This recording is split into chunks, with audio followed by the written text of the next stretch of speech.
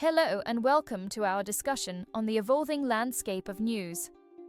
I'm your host today, ready to explore the future of traditional newspapers in this digital age. What are people truly reading these days?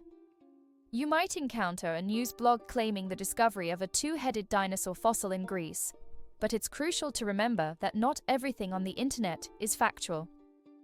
This particular story, for instance, originates from one of the many fake news websites that frequently circulate on social media platforms.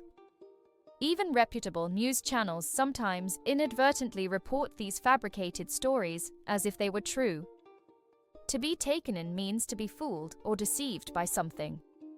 These fake, or pretend, news sites are prevalent, making it increasingly difficult to discern what is real from what is fabricated, especially with so many extraordinary events unfolding.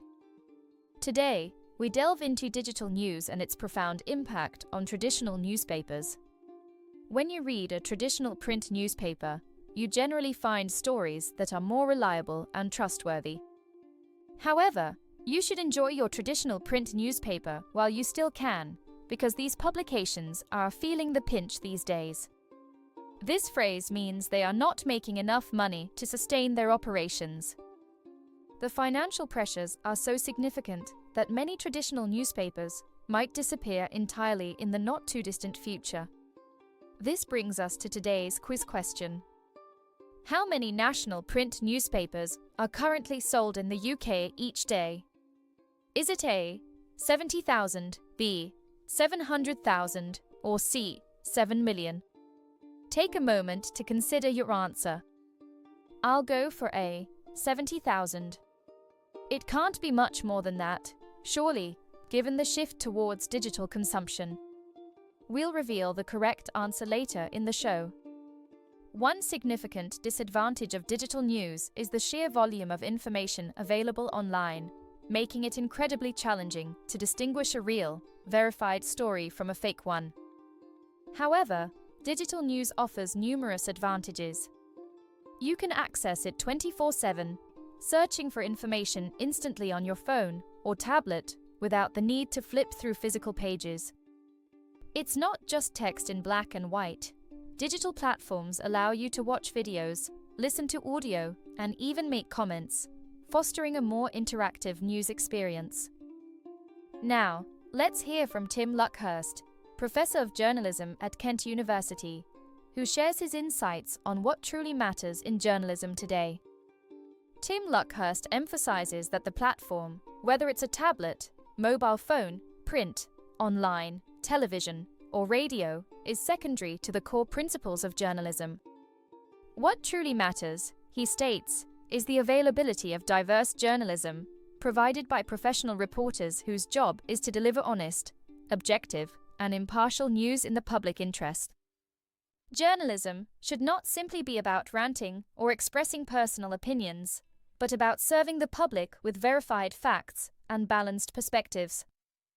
Tim Luckhurst's point is clear. News will succeed on any platform, digital or traditional, as long as reporters maintain honesty and objectivity. Objective means not being influenced by personal feelings or opinions. If you rant, you speak in an angry, opinionated, and often uncontrolled way. This contrasts sharply with the impartial reporting that is essential for credible journalism. Newspapers, like any business, need to generate revenue to pay their journalists and cover operational costs. This is a fundamental challenge in the current media landscape. With circulation, the number of copies distributed per day falling dramatically, traditional newspapers are desperately seeking alternative ways to survive financially.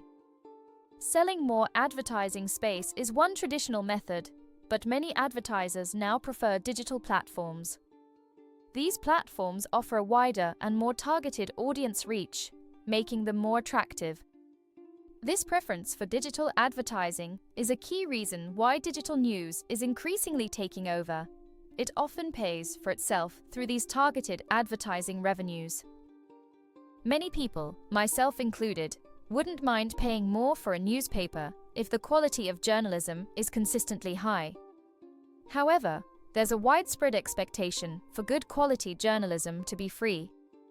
Newspapers have existed since the invention of the printing press, serving as vital chronicles, written accounts of people's lives and historical events.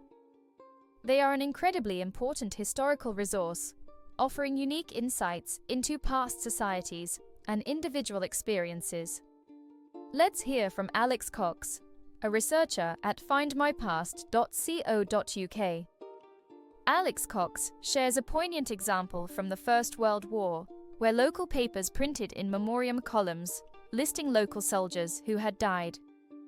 What's particularly moving is that these papers also allowed relatives to submit short, powerful poems, often 5 or 6 lines long, about their deceased loved ones.